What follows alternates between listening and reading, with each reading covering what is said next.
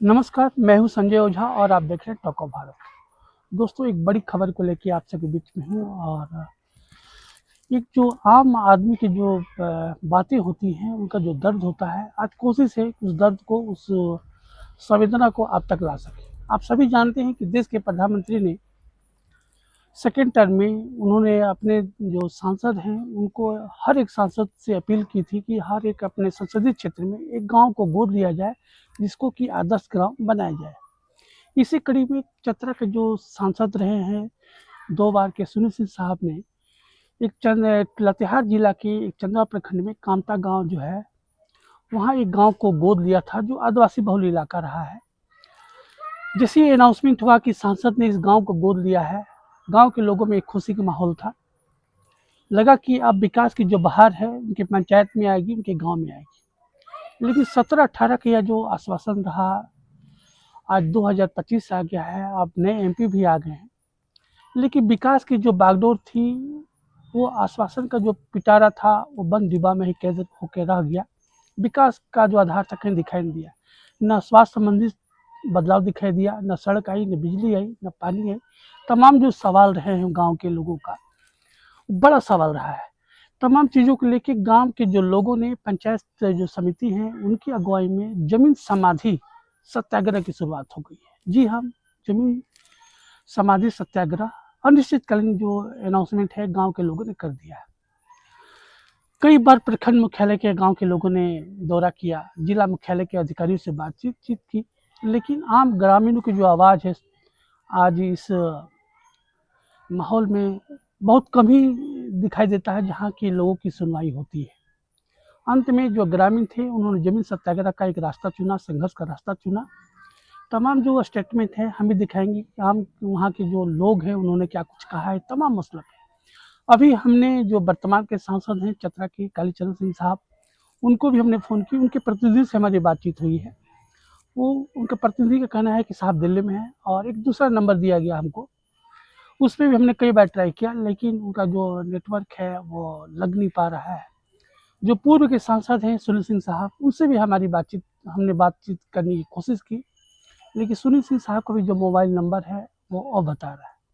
हमारी कोशिश थी कि वर्तमान के और एक्स जो एमपी हैं, उनकी एक प्रतिक्रिया आ सके, ताकि क्या कुछ सवाल रहा है, आखिर क्यों नहीं आदर्श ग्राम के तौर पे जो गांव है उसका विकास हो पाया। आइए देखिए, स्टोरी में वेदना से भरी हुई है, और हर एक आदमी चाहता है कि उसका गांव का विकास के पैमाने पर डेवलप हो, आगे बढ़े। अगर बड़े लोग, बड़े लीडर अगर आश्वासन देते हैं कि आपके गांव को आदर्श ग्राम बनाएंगे, अगर उस पर चला जाएगा तो सवाल जो स्वाभाविक है, एक संघर्ष ही एक आम आदमी का रास्ता होता है। ग्रामीण अख्तियार किया, देखिए एक रिपोर्ट क्या कुछ कहती है।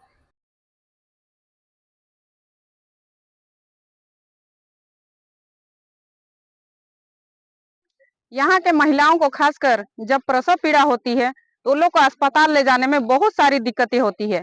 यहाँ गाड़ी एम्बुलेंस घर तक नहीं पहुंच पाता है। यहाँ के लोगों को खटिया और डोली के सहारे अस्पताल तक पहुंचाया जाता है, और खासकर बच्चे जो पढ़ना चाहते हैं, लेकिन उन लोग को रास्ता खराब होने के वजह से 1 से 1.5 घंटा स्कूल जाने और फिर आने में भी 1 से 1.5 घंटा लगता है, जिसके वजह से बहुत सारे बच्चियां या बच्चे स्कूल नहीं जा पाते हैं। जमीन समाधि सत्याग्रह इसलिए हम लोग यहाँ कर रहे हैं कि विकास के नाम पर इस गांव को लगातार यहाँ जनप्रतिनिधि, जिला प्रशासन और राज्य सरकार और केंद्र सरकार लगातार अनदेखी कर रही है। विकास करने के लिए इस गांव को सांसद आदर्श ग्राम घोषित कर इसे पूर्व के सांसद ने गोद लिया था, लेकिन उन्होंने भी कुछ नहीं किया। यहाँ के किसान अपनी समस्याओं को लेकर लगातार जिला मुख्यालय, प्रखंड कार्यालय का चक्कर लगा रहे हैं, लेकिन उसकी भी कोई सुनवाई नहीं हो रही है। मजबूरन यहाँ के किसान जमीन समाधि सत्याग्रह करने को मजबूर हैं। 2017-18 में इस गांव को गोद लिया गया था, संसद आदर्श ग्राम घोषित किया गया था, लेकिन उस समय किसानों को लगा था कि अब हमारी गांव की यहाँ तस्वीर और तकदीर बदलेगी।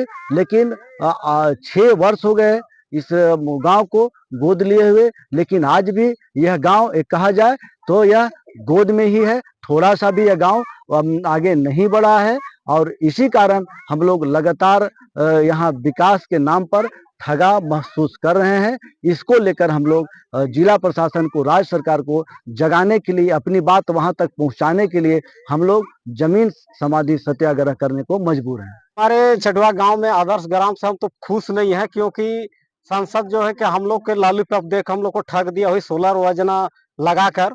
तो हम यही कहना चाहते हैं कि ये इस आदर्श ग्राम हम रहते हुए कि हम लोगों को समस्या यही है कि जगह जो कि आने जाने के लिए जो रोड है, वो रोड सही तरीका से हम लोग के पास नहीं है। कि क्योंकि यहाँ पर हम लोग को स्कूल जाने के लिए या तो फिर बाजार हाट जाने के लिए या तो फिर अस्पताल जाने के लिए हम लोग को आने जाने में बहुत तकलीफ होती है। कहें कि यह जगह छोटी-छोटी नदियाँ है, छोटी-छोटी पुल भी बना हुआ नहीं है। इस चलते कभी कोई बरसात में जो है कि पानी आ जाती है, बरसात पानी भर जाने के कारण स्कूल के बच्चे लोग या तो फिर बूढ़े-बुजुर्ग लोग, ये तो फिर मरीज लोग अस्पताल जाना हो या कहीं भी बाजार हाट करने के लिए जाना हो या तो पढ़ने के लिए जाना हो, तो इसलिए हम लोग को तकलीफ होती है ये सब लेके। और फिर प्लस में फिर जो है कि हम लोग को पीने के लिए पानी जो है कि जगह पर बहुत तकलीफ है। हम लोग गंदे पानी पीते हैं, कहे कि चलते नदी का चलता हुआ पानी को हम लोग वही जगह कोड़ के छोटा-छोटा चुंगाड़ी बना करके हम लोग पीते हैं। यहाँ पर बस इतना ही कहकर हम अपना